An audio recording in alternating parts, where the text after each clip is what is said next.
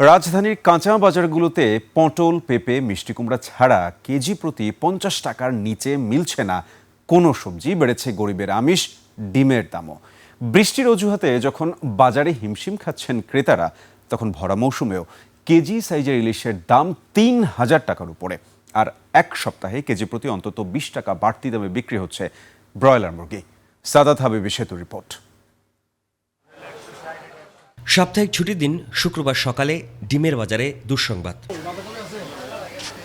মাছ মাংসের বাজারের বাড়তি উত্তাপ থেকে বাঁচতে গরিবের ভরসা যে ডিমে, তার দাম ডজন প্রতি বেড়েছে 10 থেকে 12 টাকা পর্যন্ত। বাধ্য হয়েই সস্তা ভাঙা ডিমে নজর নিম্নআয়ের মানুষের। আমার গরিব মানুষ, অল্প খরচে মাছ তো অনেক দাম, দেখা যায় ডিমটা একটু সস্তা থাকলে ডিমটা কিনে খাওয়া যেত। তাই আমরা ডিমের দামও অনেক বাড়ে। আরতে ডিম আনিয়ে আরতে একটাই দোষ দিতেছে যে আপনার বৃষ্টির কারণে যে ওদের গাড়ি ভাড়াইতে পারে না, ফার্ম যেই জায়গায় গাড়ি যায় নাই, মাল পায় না।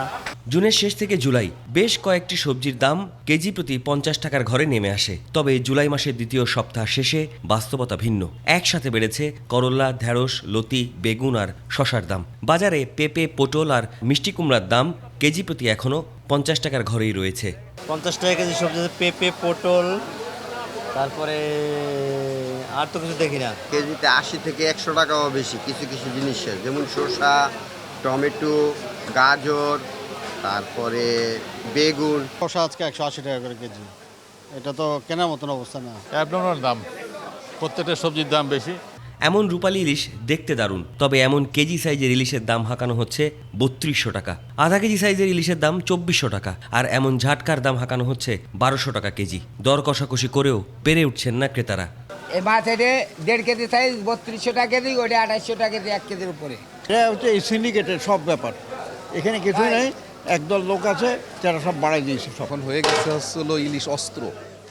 2800 টাকা 3000 টাকা কেজি, মানে কি ইলিশ আর খাওয়া যাবে? তা আমরা আসলে ইলিশের ওই আচার খাইতে হবে, বাংলাদেশে বাস করে ইলিশ আর খাওয়া যাবে না। চাষের রুই, পাঙ্গাস আর পাবদা ছাড়া আর সব মাছের দামই কেজিতে 50 থেকে 100 টাকা পর্যন্ত বাড়তি। দেশি বাইল্লা বেচতেছি 1200 টাকা কেজি, গেছে সপ্তাহে বেশি 1100। পাবদা বেচতেছি 800 টাকা কেজি দেশি পাবদা। এরপরে ট্যাংটা আছে 750।